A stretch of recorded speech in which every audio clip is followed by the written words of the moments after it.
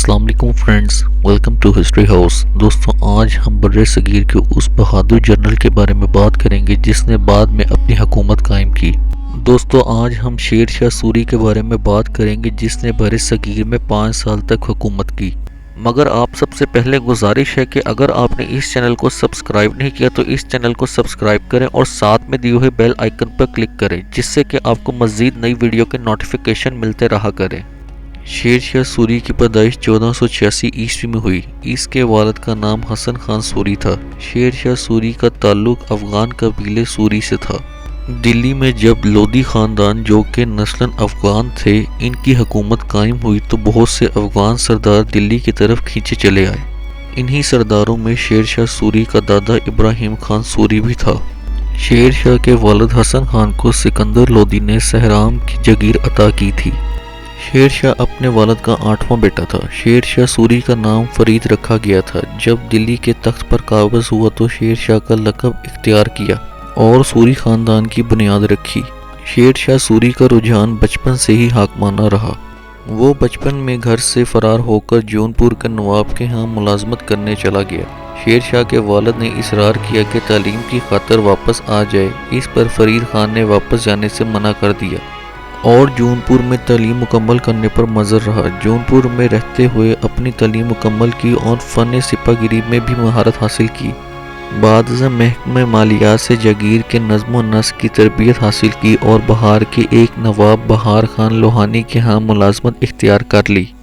اسی دوران ایک دفعہ فرید خان کا سامنا ایک شیر سے ہو گیا۔ فرید خان نے تنہا ہی اس شیر کا کام تمام کر دیا۔ اس پر نواب بہار خان لوہانی نے اسے شیر خان کا لقب عطا کیا اور اپنے لڑکے شہزادہ جمال خان کے لیے عطالے کی حیثیت سے تقرر کیا۔ جب ہندوستان میں مغلوں کی آمد اور لودھی خاندان کا خاتمہ ہوا تب شیر شاہ سوری مغلوں کی جنگی مہارت سے کافی زیادہ متاثر ہو کر بابر کی فوج میں شامل ہو گیا۔ شیر شاہ سوری کی اعلیٰ صلاحیتوں کو دیکھتے ہوئے بابر نے اسے سہسارم کا نظم و نسق سنبھالنے کی ذمہ داریاں سونپی۔ کہا جاتا ہے کہ ایک دفعہ شاہی دسترخوان پر شیر شاہ سوری نے بادشاہ کے سامنے تلوار سے گوشت کو کاٹا اور کھانے لگا۔ بابر کو ناگوار گزرا۔ بابر کو اسی وقت شیر شاہ سوری کے دل میں مغل حکمرانوں کے لیے نفرت کا اندازہ ہو چکا تھا۔ شیر شاہ سوری کی آزادانہ طبیعت بابر کی ماتحتی زیادہ دن برداشت نہ کر سکی اور وہ جلد ہی بہار واپس لوٹ آیا اور کم سن شہزادہ جمال خان جو کہ نواب بن چکا تھا اس کی عطالقی پر دوبارہ فائز ہو گیا۔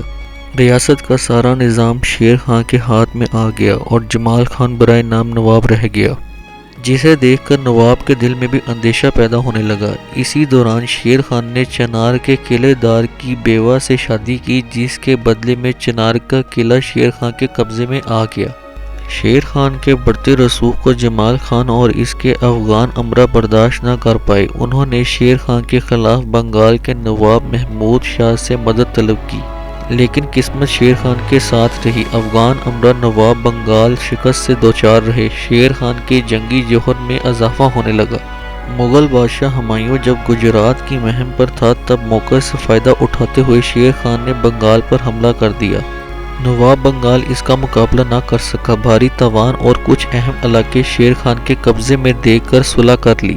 ہمایوں کو حالات کا علم ہوا تو وہ شیر خان سے مقابلہ کرنے کے لیے آ پہنچا، مگر شیر خان کے سامنے ٹک نہ پایا اور شیر خان کو بطور نواب قبول کر واپس چلا گیا۔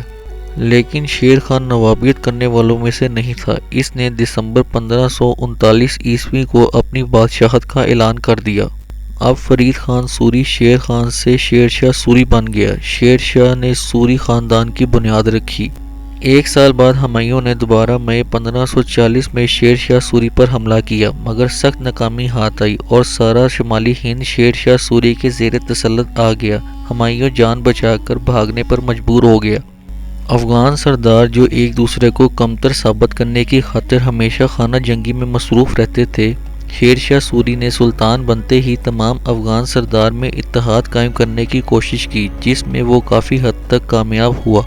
بادشاہ بننے کے بعد شیر شاہ کو بہت کم وقت مل پایا۔ ایک جنگی مہم کے دوران شیر شاہ کے بارود کے ذخیرے میں آگ لگ گئی جس سے شیر شاہ سوری شدید زخمی ہو گیا اور اسی حالت میں 22 مئی 1545 عیسوی میں انتقال کر گیا اور اسے سہرام یعنی کہ بہار میں دفن کیا گیا۔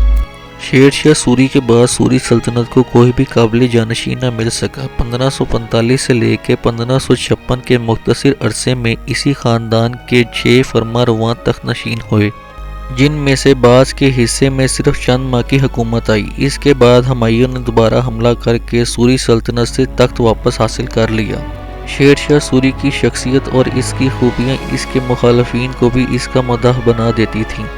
شیر شاہ سوری کو حکومت کے لیے بہت کم وقت مل پایا۔ دسمبر 1539 سے 22 مئی 1545 تک تقریباً 5 سال 1 مہینہ، لیکن اس مختصر سی مدت میں بھی شیر شاہ سوری نے وہ کارنامے سر انجام دیے جس کی مثال ہندوستان کے کسی حکمران کے دور میں نہیں ملتی، چاہے اشوک اعظم ہو یا بادشاہ اکبر یا پھر اورنگزیب ہی کیوں نہ ہو۔ شیر شاہ سوری نے ریاست سے جرائم کا خاتمہ کرنے کے لیے کڑے اقدام کیے، ملوث پائے گئے افراد کے لیے کڑی سزائیں تجویز کیں، سپاہیوں کو نقد تنخواہ دینے کا نظام قائم کیا، سکوں کے نظام میں بہتری لائی گئی، سونے چاندی اور تانبے کے سکوں کو رواج دیا اور ہر سکے کی قیمت متعین کی۔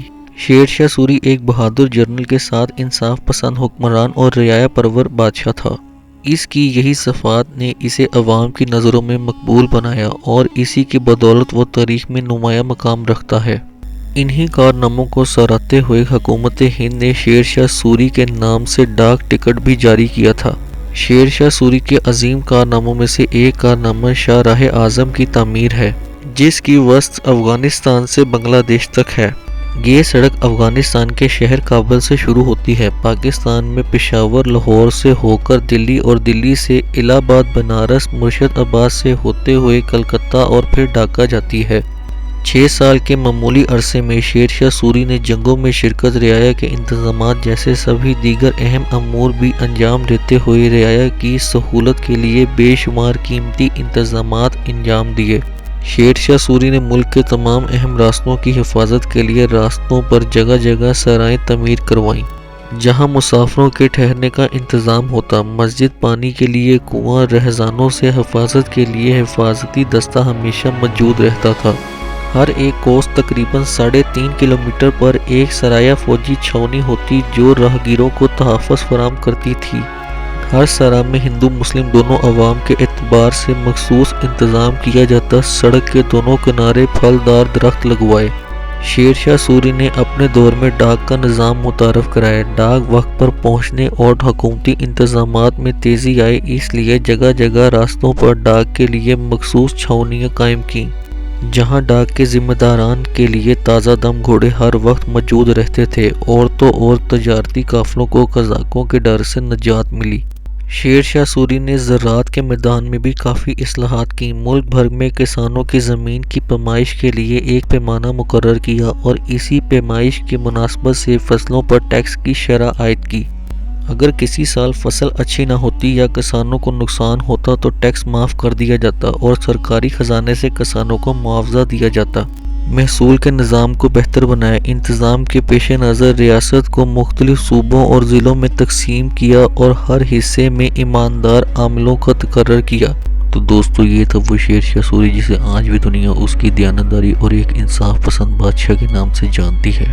پسند آنے کی صورت میں اس ویڈیو کو لائک کریں، دوستوں کے ساتھ شیئر کریں۔ ملتے ہیں ایک اور نئی ویڈیو کے ساتھ، تب تک کے لیے اللہ حافظ۔